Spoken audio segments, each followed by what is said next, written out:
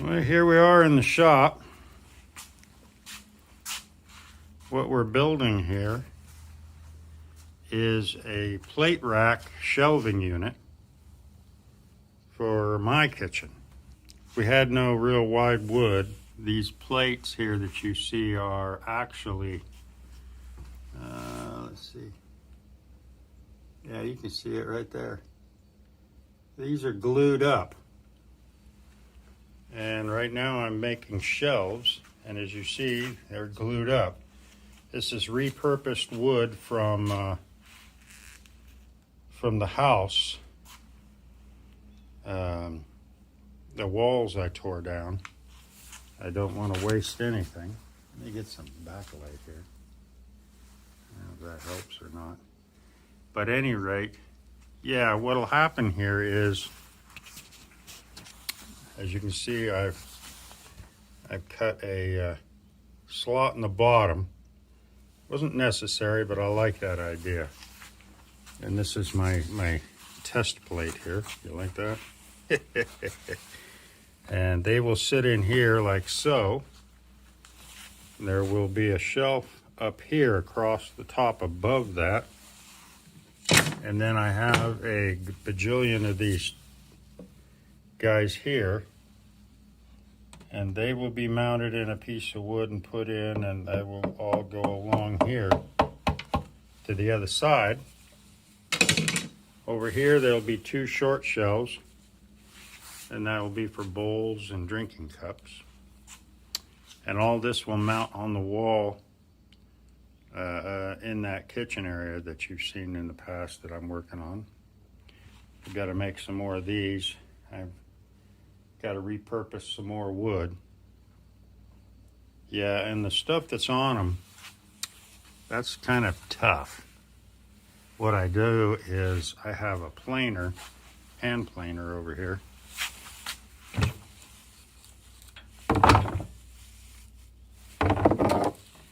And I use that to kind of tear off some of the top, and then I use my sanders at Belt and Orbiter. This is too thin. I can get part of that board done, but since I glued it up, I'm not even gonna bother. I'm not even gonna bother. I will keep you updated on this though. This is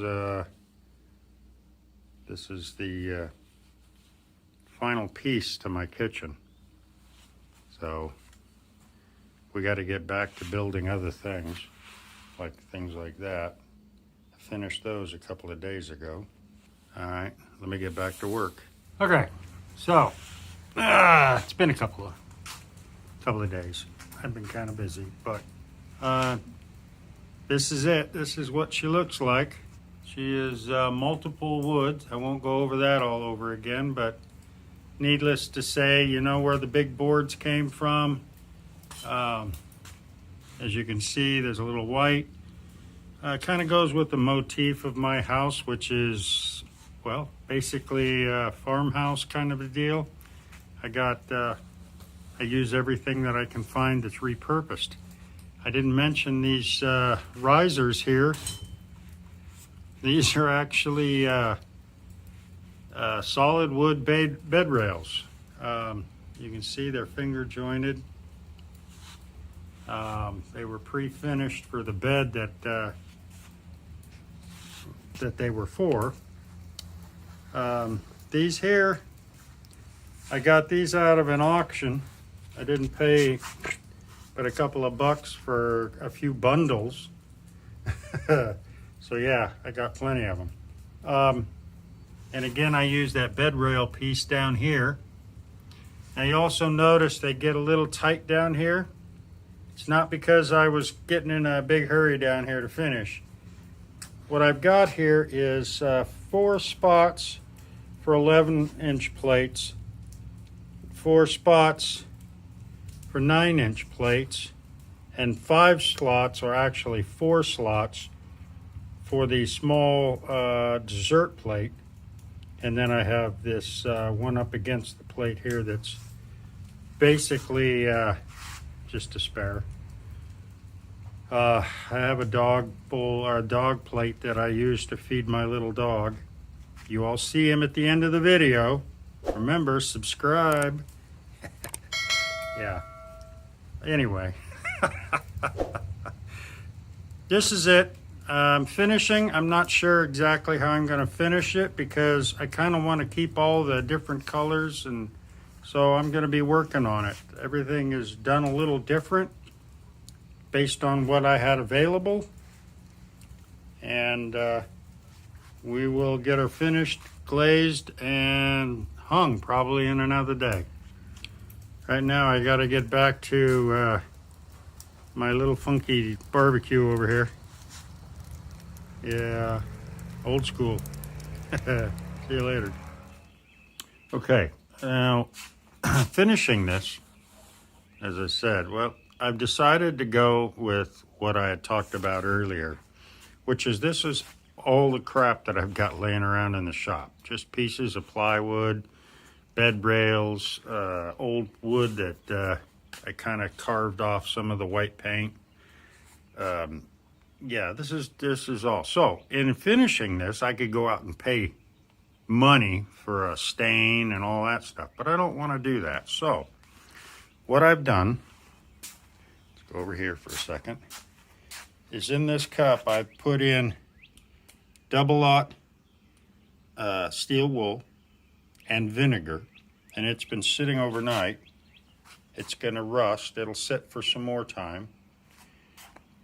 And then over here, I've got a glass of tea right out of my refrigerator. Now you can brew up some black tea, a couple bags, small amount. You want a dense. I had this tea, and so I figured that's what we're going to use. So what we do is we first brush on the tea. Now see what it does to the wood? Then once it dries, we add the vinegar water that has been sitting in. Now this isn't as dark as I want it. I will again do another coat, but again, here we are. We've already started the process. We've teed up this. Now of course, remember, if you use a lot of liquid, a lot of water on this wood, you're going to raise the grain. So be careful. You may have to go back and use, again, a dry piece of steel wool to knock off that fuzz, because you will have a raised grain. Every kind of wood will react different to this process. Pine is extremely hard to do. Cedar works great. So there are different kinds of woods that you can use that will lend itself better. So just keep that in mind when you're doing it. I'll let you know what it looks like. Oh, one small thing. During your glue up, if you use glue, try to not let that glue sit on the surface, because this process won't stain glued up areas. I have an area right here that you can see. It's not going to work out too well. Yeah, I need a new saw blade too, by the way. Yeah, mine's really, really dull. And sharpening it, just, my eyes don't work that well no more, so. All right, anyway, I will let you see it when I'm all done. This is what she looks like, and she's loaded up with the things like we discussed. We have the, 4 plates, 2 are missing. 4 plates, 1's missing. 3 plates, 1's missing. And these are something that I still have from my childhood. My mother made me when she worked at a place that made them. We still use them. I still use them. So there you go. That's the completed project.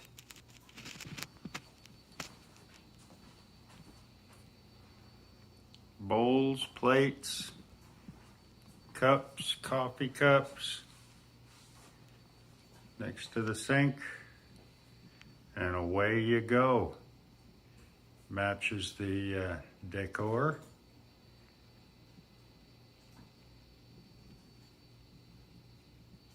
All out of junk. Not bad, eh? All right. Onward to the next project.